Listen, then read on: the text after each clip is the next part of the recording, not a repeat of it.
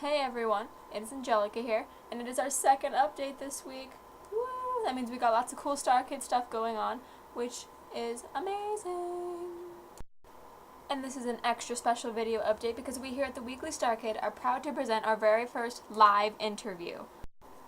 This Friday I had the honor of interviewing Amber, aka Lady Fate, who runs the StarKid fansite beautifulstuff.us, and it was so much fun. So the interview is super awesome, super long, so it's going to be split up into 2 parts. So make sure you watch both of those and comment, and make sure you check out Beautiful Stuff and all that jazz. So without any further ado, here's the interview. What inspired you to start Beautiful Stuff? Well, I got into StarKid about a year or 2 ago, but didn't really get involved in the fandom, aside from, the occasional YouTube comments.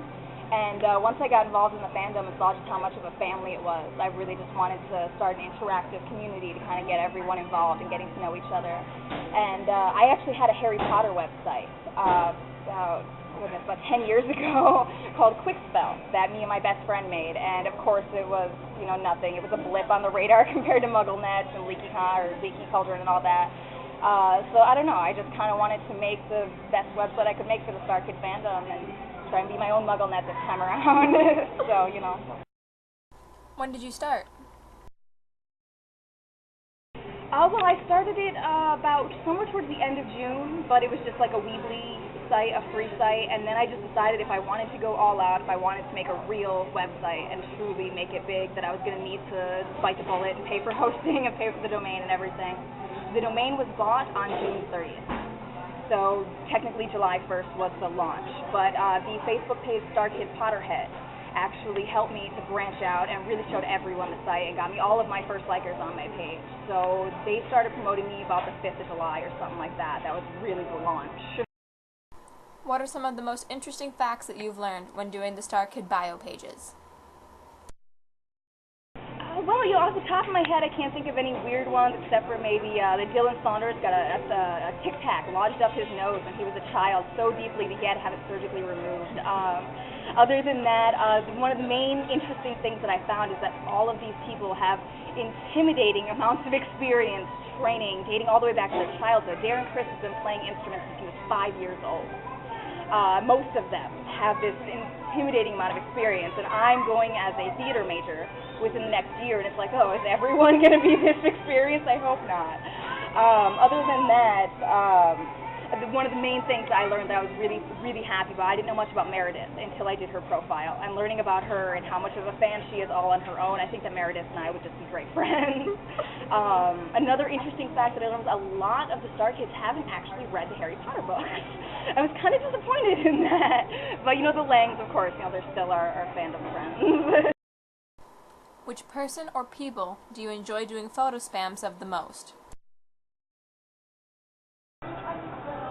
I don't know if I would say I like doing photo spams that you don't see on every other page every day, which is why I think you've maybe seen one Darren Criss photo spam in the entirety of Beautiful Stuff.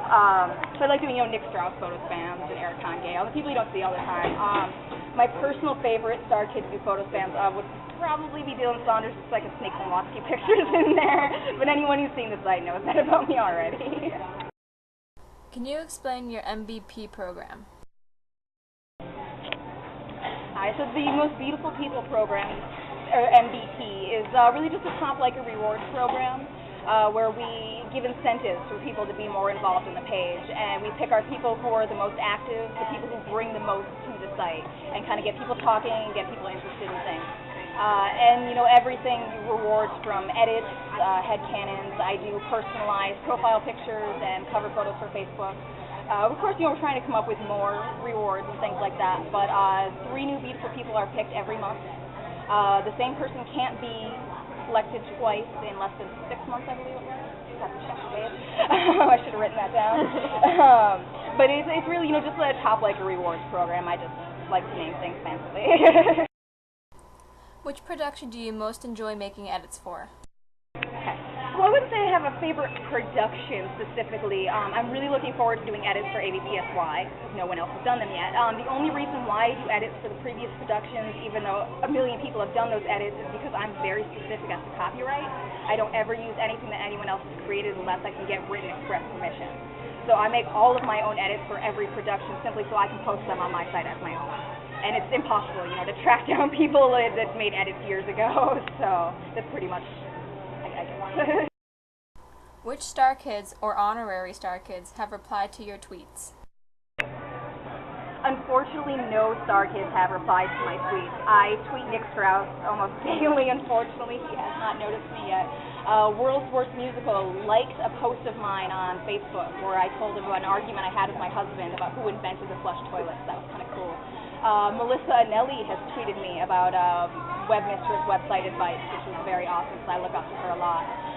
George Watsky has tweeted me a total of, I think, 5 times, which every time I still get excited, jump around like a fangirl. But other than that, Alex Carpenter has tweeted me twice, once with some recording album advice, and once just a happy birthday, which was also very cool. Please explain to us why you named the site Beautiful Stuff. Well, every site that I have had, with the exception of Quickspell, every site that I've had for the past 10 years has had a song lyric as the name. So when I decided I wanted to make a StarKid fan site, I actually brought this list to show you guys, because you guys might find this interesting. When I decided to start a fan site, I sat down with my iPod, just putting on every StarKid song, and just wrote down everything that I thought would make a good name. And I had it narrowed down to just a few. I think these are the ones I had it narrowed down to. Something Magical, Beautiful Stuff, Fortress of Friendship, The Friendship Ship, or, what was that saying? Oh, So Devoted. Oh, So Devoted, yeah. Those were the ones that I narrowed it down to, eventually deciding on Beautiful Stuff. Because I think that, the song Beauty is about finding beauty everywhere.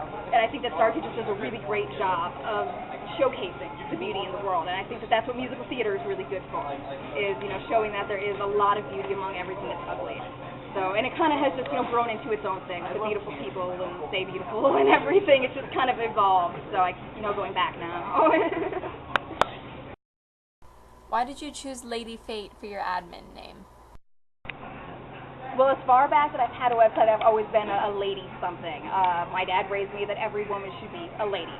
That I think that a lot of girls nowadays kind of lose their ladylike tendencies.